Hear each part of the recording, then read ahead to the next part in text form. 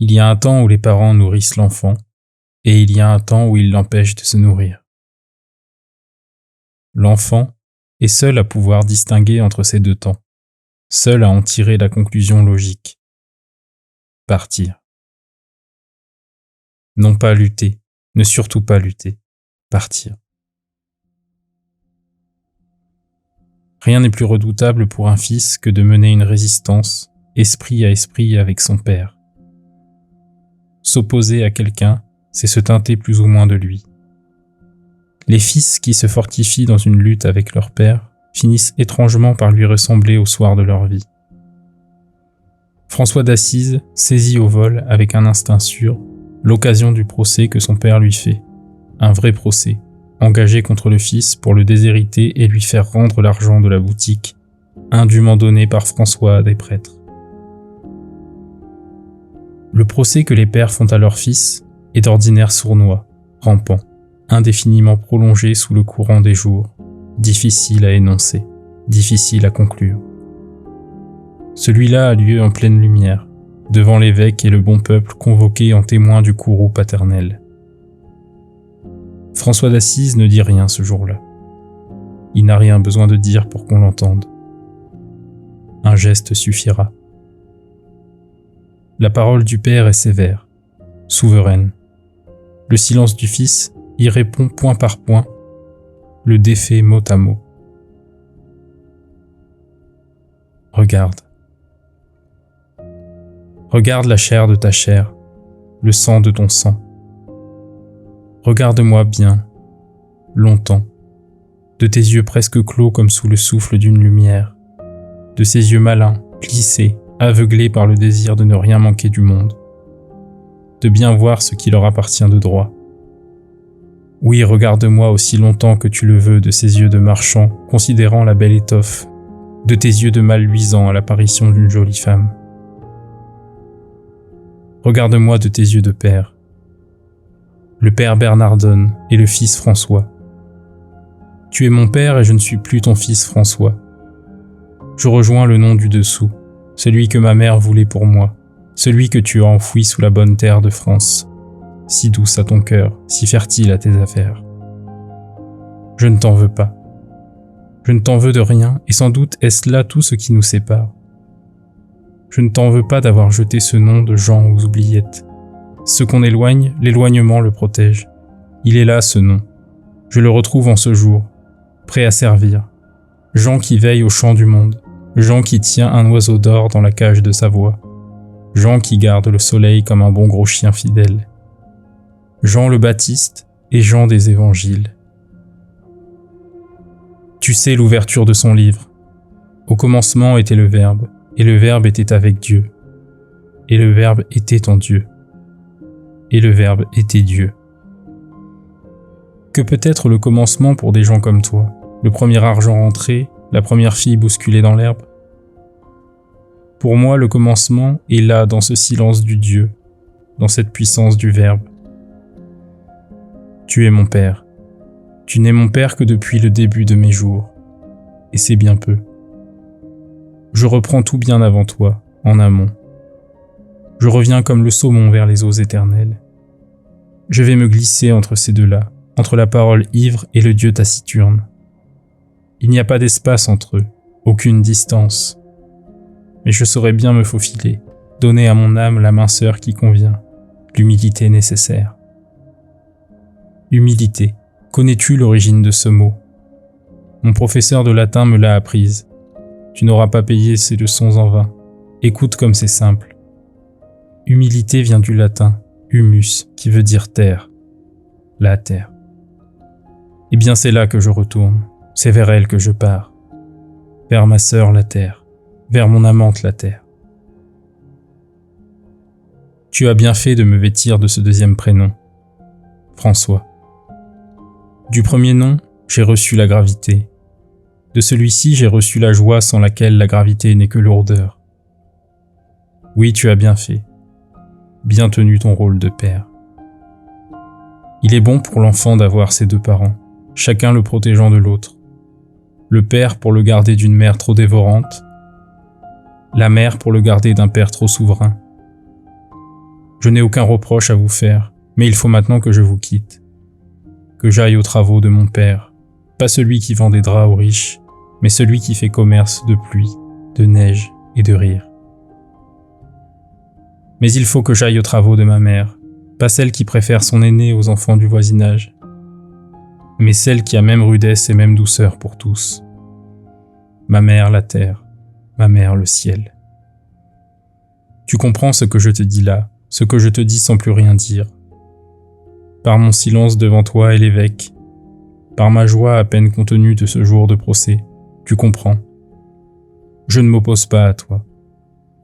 Pour s'opposer, il faut une maison commune, une langue commune, des intérêts communs. Et nous n'avons plus rien de tout ça. Tu viens toi-même d'en décider. Ce sera ta dernière aide, ton dernier travail de père. Le procès que tu me fais me libère de toi. Là s'achève ton œuvre de géniteur. Là, elle connaît sa perfection, devant ces notables qui t'escortent, sous les pourpres de la loi que tu incarnes. Le père est celui qui dit la loi. Mais dis-moi, qu'est-ce qu'un père qui lui-même se soumet comme un petit garçon à la loi de l'argent, à la loi du sérieux, à la loi du monde mort? Et pourquoi tout ce bruit? Pour quelques pièces que j'ai prises dans ta caisse, offertes à un prêtre pour les réparations de son église. Et ce prêtre n'en a pas voulu, les a jetées dans la poussière par crainte de toi et de ton nom puissant. Lui aussi, le commerçant en lingeries éternelles, le marchand de prières et d'hosties, lui aussi m'a rendu fier service. Il m'a montré sans le voir qu'il ne fallait pas donner d'argent, mais sa vie, et qu'il ne fallait pas la donner à ceux qui font métier d'en parler dans leur messe, mais à ceux qui n'ont plus de langue même pour gémir. Regarde-moi, je vais partir. Le prêtre te craignait, et toi tu crains de perdre tes sous. La souris a peur du chat, le chat a peur du chien. Ainsi allez-vous tous, suant sous vos morales, tremblant de peur sous vos principes. Au commencement était la peur, et la peur était avec la loi, et la peur était votre unique loi. Regarde-moi, je vais partir. Je ne m'agenouille plus devant vos lois, j'ai trouvé mon seul maître. Je vais mettre à profit ton expérience des affaires. Je vais traiter de main à main avec l'Éternel, engager jusqu'au dernier sou de mon âme et recevoir en échange toute la création. La belle affaire. D'un côté la fausse monnaie de mon sang, de l'autre côté tout l'amour du monde. Je serai riche, bien autrement que toi. Je serai riche par tout ce que je perdrai. Le monde de l'esprit n'est rien de différent du monde matériel. Le monde de l'esprit n'est que le monde matériel enfin remis d'aplomb. Dans le monde de l'esprit, c'est en faisant faillite qu'on fait fortune. Regarde-moi, je vais partir. Il te faudra en trouver un autre pour tenir la boutique et le nom, pour continuer la vieille histoire. Ton père était dans le commerce, en y entrant à ton tour, tu lui obéissais. Tu renonçais à grandir. J'ai beaucoup médité là-dessus. Oh, pas dans les livres, tu le sais. La lecture n'est pas mon fort. Je ne suis pas un moine gavé de belles encres. Je ne cuis pas mon pain dans les enluminures. Mais enfin, j'ai regardé autour de moi. J'ai vu ce qu'il advenait des fils, passer le gai tumulte des 20 ans. J'ai vu qu'ils reprenaient la chaise de leur père. J'ai vu qu'ils reprenaient tout de leur père, jusqu'aux rides du visage. Si peu d'invention, c'est à désespérer de l'homme. Ils croient mûrir parce qu'ils ont des enfants. Ils croient aimer parce qu'ils n'osent plus tromper leur femme. Ils n'auront jamais fait que vieillir. Ils n'auront jamais fait qu'être vieux. Regarde-moi, je vais partir sur des chemins d'enfance. Je te dois quelques sous, ce que je t'ai pris pour les lancer à Dieu. Toi qui connais le prix des choses, toi qui, des choses, ne connais que leur prix. Regarde, j'enlève mes vêtements, je m'en dépouille ici devant toi, devant l'évêque et tous ces gens de bien. Regarde le tas que ça fait sur cette dalle, soupèse, calcule, je t'ai bien remboursé. Je ne te dois plus rien, je peux donc m'en aller, nu comme une pierre, nu comme un brin d'herbe, nu comme la première étoile dans le ciel noir. Abraham s'est levé, il lui était demandé infiniment. Il lui était demandé de quitter sa famille, son pays, ses amis. Il est toujours infiniment demandé à celui qui désire d'un désir infini. Et Abraham s'est levé, et parti. Et Moïse, et David, et tous se sont levés, et dans le geste de se lever ont perdu leurs vêtements de langue, leurs vêtements d'amitié, leurs vêtements de sagesse. Et tous ont reçu l'infini dans leur cœur mis à nu. À sa mère qui le pressait de rentrer à la maison, honteuse de le voir traîner les chemins avec une douzaine de fainéants, le Christ a répondu « Où est ma vraie famille ? Qui sont les miens ?» Et sa mère n'a pas compris. Alors comment pourrais-tu comprendre ? Je reviens à ma vraie famille. Je reviens à ceux-là qui sont partis sans plus savoir qui ils étaient, où ils allaient. Ô mon père commerçant, ô mon père qui voudrait m'empêcher de grandir. Sais-tu ce qu'il faut de violence pour jouir de vraie douceur ? Sais-tu que ton fils est fou de douceur folle ? Ce n'est pas une chimère que j'épouse. Ce n'est pas la pureté que je veux. La pureté laisse l'impur en dehors d'elle, et je ne veux plus d'en dehors. Je ne veux plus d'une église avec ses anges dans le cœur et ses diables à la rue, le visage écrasé contre les vitraux, comme des pauvres à la Noël au carreau du boulanger. Je ne veux plus rien que la vie nue et fraternelle. Ô mon père raisonnable, mon père raisonneur, on t'a appris qu'il y avait une place pour chaque chose.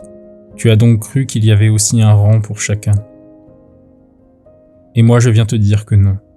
Nous ne serons bien rangés qu'en paradis. En attendant ce jour qui viendra nécessairement, qui viendra sans aucun doute, en attendant ce jour où nous serons serrés au sein de Dieu, comme des sous au fond d'une poche, je veux passer tout jardin clos, sauter tout mur de pierre, aller partout en beau désordre. Hier je rêvais de princesse et de chevalier. Aujourd'hui j'ai trouvé plus grand que mon rêve. L'amour a réveillé ma vie dormante. J'ai trouvé la vie et c'est vers elle que je pars. C'est pour elle que je combattrai et c'est son nom que je servirai. Je pars, que peux-tu contre cela ? Je te laisse jusqu'au dernier de mes vêtements. On tient les gens par tout ce qu'on leur donne. Je t'ai rendu ce que tu m'as donné, sauf la vie. Mais la vie me vient de plus que toi. Mais la vie me vient de la vie et c'est vers elle que je vais. Vers mon amie aux yeux de neige, ma petite source, ma seule épouse. La vie, rien que la vie. La vie, toute la vie. Jeune homme qui s'en va nu loin de son père, enfance qui danse légère sur la terre pauvre. Un peu plus tard, une phrase d'un évangile décide du choix d'un vêtement. Il en faut bien un. Les saisons sont parfois rudes aux hommes, et la terre n'est pas toujours lieu de délices. Le fils du négociant en belles étoffes portera une tunique de mauvais drap, et pour ceinture une corde.